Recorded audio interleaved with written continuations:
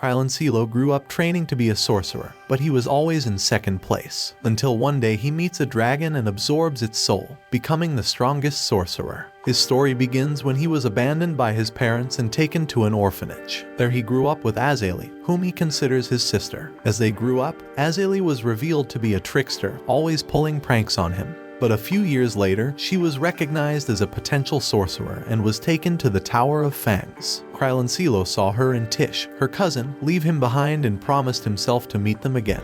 A few years later, he was also admitted into the Tower of Fangs and studied under Childman, one of the strongest sorcerers in the world. Childman created his class to turn his students into assassins who fulfill missions under the Tower of Fangs. But at the same time, his class was also the most problematic one.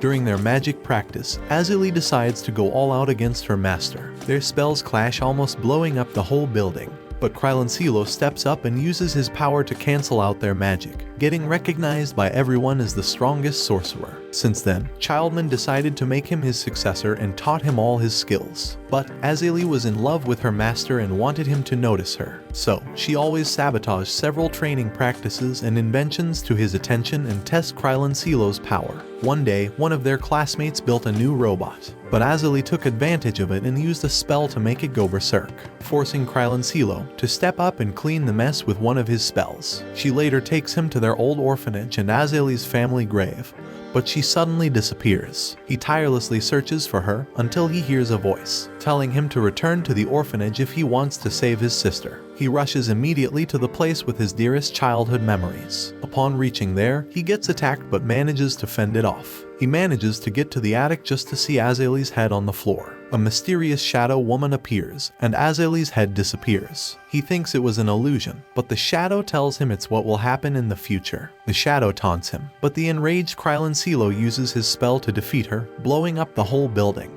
We see Azalea hiding in a nearby house. Shocked, she used the spell to project herself as a shadow illusion to test his powers, but she quickly realizes he can easily overpower her. Krylancelo is crying, lamenting Azalea's death, and she suddenly appears. He realizes she was the one behind it and demands an apology from her, but she thanks him instead and warns him to find her if something happens to her in the future. On the same night at the tower, Azalea is testing a new spell with Childman, using the Sword of Balltenders. Krylancelo felt something was wrong with Azalea and rushed to her location. But upon reaching there, he sees his master collapsed on the floor, and Azalea at an altar, holding her head. She tells him to not look at her and leave, but he couldn't move or look away. At that same moment, he sees wings grow out of Azalea's back. She looks at him, and he's shocked. He starts to panic. Watching her become a huge dragon, she tries to fly up and escape, but the nearby sorceress sees her and tries to kill her. Krylancelo nullifies their magic, telling it Azalea, but she flies away while he shouts her name. The tower tried to hide the failed experiment by setting her a funeral, but Krylancelo refuses to accept this. Azalea is still alive, not dead. Feeling betrayed, he leaves the school and gets a new identity, Orphan. Orphan spent his next 5 years looking for the Sword of Balltenders, as it's the only way to find his sister. He finds out that the sword is being protected by the Everlasting family. He and his friends talk to the family, but the youngest daughter, Cleo, comes into the room and states that her family doesn't believe them, and they're currently calling the police, but she believes him and tells its location. Upon reaching the location, Azalea comes in, destroying the roof. Orphan recovers from the initial shock and tries to approach her, trying to make her remember him. He's been looking for her without rest, but Azalea casts a spell against him. He manages to block it, but Azalea takes the sword in its mouth and flies away. Outside, 9 mages accompanying his master try to attack her, but Orphan takes half of them out. Childman and his remaining mages cast their spells, forcing Orphan to use his strongest magic to block 5 spells at the same time. He tries to shout at Childman that the dragon is Azalea, but the dragon gets frightened and tries to kill him with a spell. Orphan manages to block it, but Azalea escapes with the sword. He later meets his master, who reveals the nature of the failed experiment. Childman also mentions Azalea was in a deep sleep for the past 5 years, just like him. But now they need to find her, and so he requests Orphan's help. He accepts the proposal, but first, he repairs the damages in the Everlasting residence. Cleo gives him a ring as a thank you gift, and Orphan realizes it's Azalea's former ring. He remembers that the ring can protect the wearer from white magic, which is Azalea's strongest magic. And so, to hide that he has it, he eats it. On the next day, he joins Childman's group, but finds out they want to kill her. He He separates from them and looks for her by himself. He shouts for her name, and suddenly, a massive fire starts to spread in the woods. He notices her presence, and she attacks him with her magic flames. He dodges it, and they engage in a magical confrontation. He starts to get overpowered by the dragon's magic flames, getting several injuries all over his body. He thinks she has completely lost herself. She's not the same sweet Azalea, but a monster. The spell projects him back. He thinks he's about to die, but Childman and his crew appear casting their spells at her. The white sorcerer attempts to seal her with his white magic, but the spell made her more powerful, and she defeated him. The black sorcerers die in the battle, and Childman fights to the death against the dragon. However, just as he was about to launch a fatal attack on Azalea, Orphan protected her. However, Childman betrays his own student and stabs Orphan. He then casts his magic and manages to overpower Azalea and defeat her, ripping her dragon body apart. Childman heals Orphan, explaining he only did it because he would interfere to save Azalea. Orphan quickly rushes over to the dragon's severed head, falls to his knees, crying over Azalea's death. She's been with him since childhood and helped him when he needed it, but he couldn't save her from this fate. He manages to hear the dragon's last words through telepathy, explaining what really happened. The next day, Orphan confronts Childman, who's about to leave, but Orphan mentions Childman is speaking more than usual, revealing he knows that Childman is Azalea. She swapped her soul with Childman's on a previous encounter. He asks her how she had the heart to kill their master. Unknown to him, Azalea was in love with Childman, who rejected her. She wanted to be strong to make him notice her, but the experiment failed. And since then, Childman has always been trying to kill her, to hide that he was conducting the experiment. Nevertheless, Orphan lets her live, expecting her to regret her actions. Before leaving, she mentions her transformation was a consequence of a big secret of their world. Orphan then sets to the Tower of Fangs, where he will be able to investigate the secret Azalea mentioned. However, he's surprised to see Cleo and Magic, who sneaked into his horse carriage. Cleo wants to go on an adventure to get the sword back, and Magic wants Orphan to teach him some spells. Upon reaching the outskirts of the town of Tafram, they get into a problem because of Magic's practice. Orphan manages to talk things through but notices his necklace missing. He returns and finds the man he just talked to without life. He notices his necklace suspended in a dagger against the wall, and notices a note, asking who's Childman's true successor. They set a camp for the fight, but a robbed man suddenly attacks them. The attacker uses teleporting magic to get near Orphan and attacks everyone with a single spell. Orphan stands up and asks how he knows the Tower of Fang's unique spell. The attacker counters the question by asking if he's the true successor. Orphan attacked him again, but the man was too strong and easily pinned him down. The attacker then launched a fatal attack on Magic and Cleo, but Letitia, Azalea's cousin and Orphan's childhood friend, arrives throwing a dagger at his arm,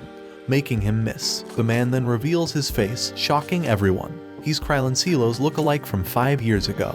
He escapes with his teleportation spell. An Orphan with his group heads to the city of Tafram with Letitia. She tells them about the murder of the Tower Elders that had happened recently and how the Tower suspects him. She takes them to her house, asking them to stay there for a while. At night, Orphan decides to tell Letitia about what happened to Azalea and Childman. However, the killer they were looking for appeared at Letitia's house. He introduces himself as Krylancelo, the real one, the one capable of following Childman's legacy, the one who can perform assassination tasks, unlike Orphan. The imposter Krylancelo claims to be the successor that Childman always desired for and vanishes. Letitia then approaches Orphan and explains to him that chaos has developed after Childman's death, because several sorcerers want to take Childman's rank, especially because Orphan isn't there to succeed him, and the imposter wants to kill Orphan to take his place as Childman's successor. He then finds out that the imposter kidnapped Cleo and went to Childman's house. Orphan rushed in, having resolved to meet the imposter Krylancelo alone. There, he is challenged by the imposter. The imposter reveals the reason why he is fighting Orphan. It's because of Azalea. He explains Azalea needs him for a bigger plot, and she wants Orphan to recover his old powers. But on the other hand, he wants to end Orphan, because Azalea already has the imposter who's stronger and more reliable than him. Orphan finds it difficult to deal with the imposter Krylancelo because he possesses the power of the Sword of Balltenders. He eventually beat the phony Krylancelo thanks to his tremendous commitment to protecting his friends. But then Azalea arrives and she reveals why Childman chose Orphan as his heir. Azalea tells that she had a good chance of defeating Childman with the white magic she had learned.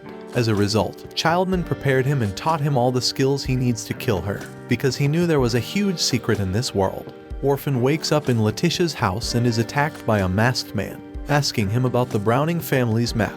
He is confused because he doesn't know what the guy is talking about, and the masked man escapes as Cleom and Magic arrive. Letitia then gives him a document stating that he still belongs to the tower. The document mentions he had to leave the Tower of Fangs to complete a mission. Orphan is summoned to Forday's office, who's Orphan's old classmate and is currently filling Childman's position. Forday informs Orphan that Curlain wishes to take Childman's position in the Tower of Fangs and the Witch Association, and he tried to assassinate him to take his role.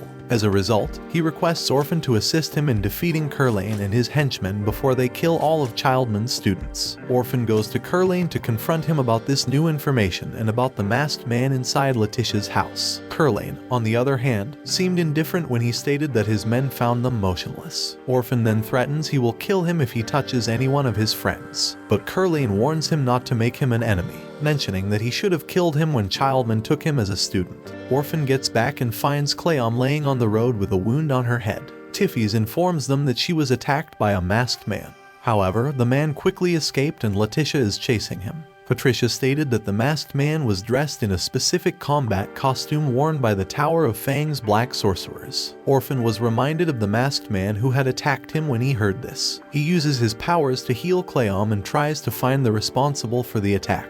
He looks for Letitia and finds her on the floor unconscious. He takes her back and heals her until she wakes up. She then tells him she heard Azalie's voice. He realizes Azalie protected her in the last moment and left, and now he must finish the job. Orphan couldn't hold back his rage since they had dared to damage the people closest to him, and he was resolved to exact revenge on the people who attacked his loved ones. That night, Orphan meets Azalie, who tells him about the Browning family map that Curlain students are seeking. She claimed it was a magic book belonging to the King of Magic, with the most powerful spell capable of destroying the world, and Childman was the last owner of the book. She told Orphan to get ready in case Hydrant and the others came to attack him while looking for the book. Orphan, Magic, and Cleo infiltrate the tower, but the Hydrant finds them and attacks them with his sword.